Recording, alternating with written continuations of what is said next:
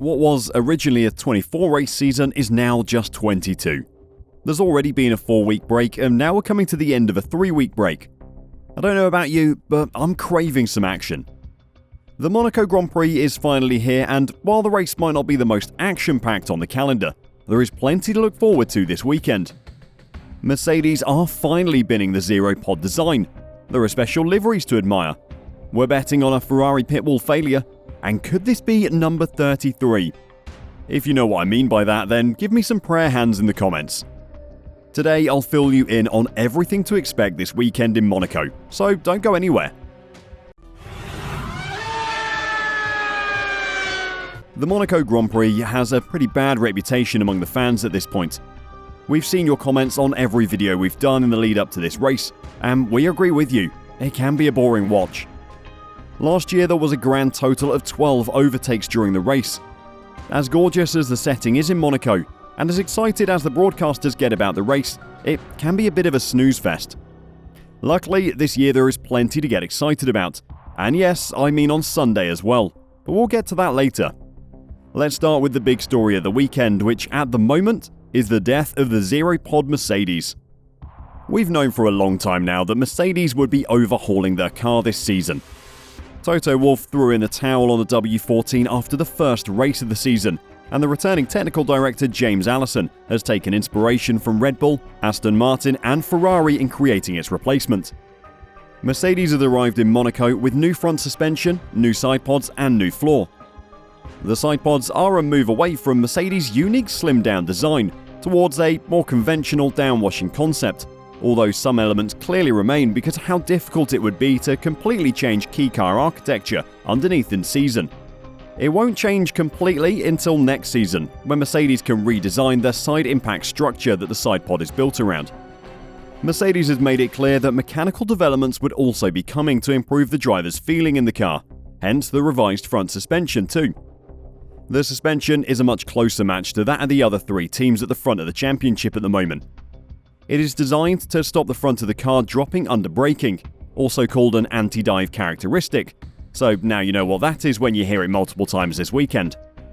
Basically, it's going to keep the W14 much more stable under braking, because the floor will stay level instead of tilting forward, which really messes with the amount of downforce being created. In theory, this will help solve some of the drivers' complaints about feeling disconnected from the car. It should also increase their confidence under braking. It does mean Mercedes are running the upgrades for the first time on the atypical Monaco streets, something that a lot of people have questioned. Ahead of the weekend, Mercedes team boss Toto Wolff admitted it is a unique event, but reckoned there was still an opportunity to learn about the upgrades. "We also need to be careful not to draw too many conclusions from this one event," said Wolff. "We are introducing the first step in a new development direction. It won't be a silver bullet. From my experience, they do not exist in our sport. We hope that it gives the drivers a more stable and predictable platform. Then we can build on that in the weeks and months ahead.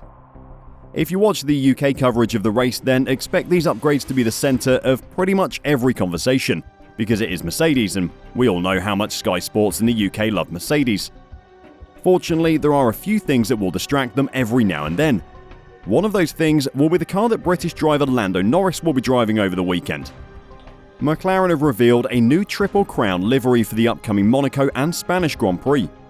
The British team are celebrating their history, which includes victories in three of motorsport's most prestigious events: the Monaco GP, the Indianapolis 500 and the 24 Hours of Le Mans, which together are known as the Triple Crown. Graham Hill is the only driver to have completed the treble, but McLaren hold the honour as a team, completing the set in 1995 with victory on their Le Mans debut. Fernando Alonso's 3-year hiatus from Formula 1 almost bagged him a Triple Crown, but after leading the 2017 Indy 500 for 27 laps, he had to retire with 22 laps to go as his engine gave up.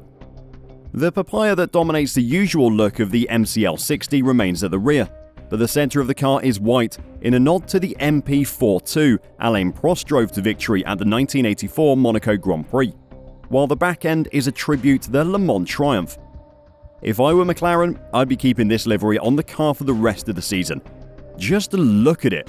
It looks mean and is a massive improvement on the normal car. Can anyone get a word into McLaren and get them to keep it, please? Speaking of things we want, is anyone else missing the Ferrari pit wall failures? Baku is the only time they've managed to fight for a podium this season. That might be a step backwards from last season, but at least they haven't been failing their drivers on strategy. So far, anyway. Monaco was the scene of one of their worst blunders last season, as Charles Leclerc was asked to pit twice in 3 laps, going from the wet to intermediate to hard compound tyres.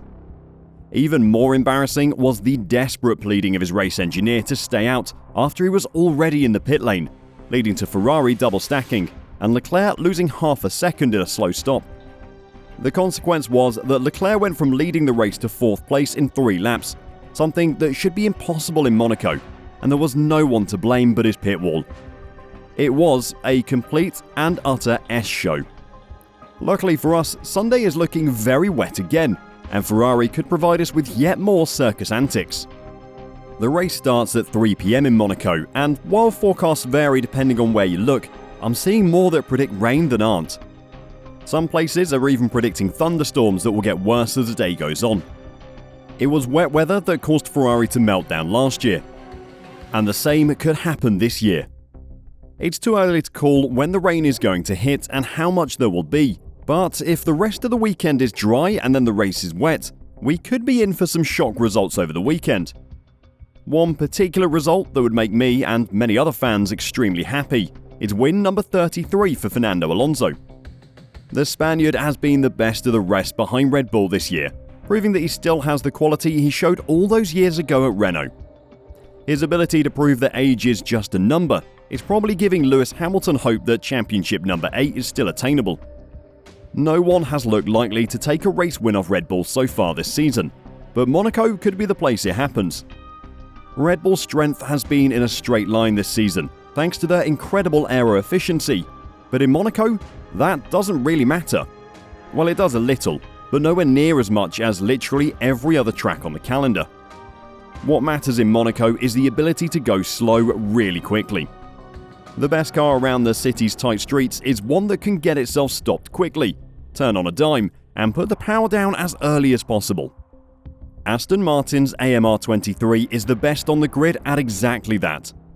The race is won in qualifying, and if Alonso can put together a perfect lap, something he is definitely capable of, then he can start from pole, and from there, it is his race to lose.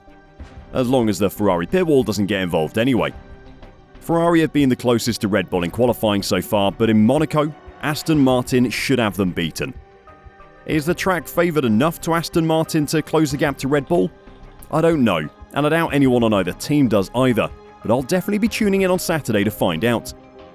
So while the Monaco Grand Prix can be a non-event, this year there is plenty to get excited about, and if the race is wet, even Sunday could be a nail-biter.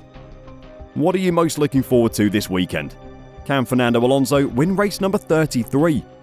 Let me know what you think in the comments down below, and until next time, drive safe and bye for now.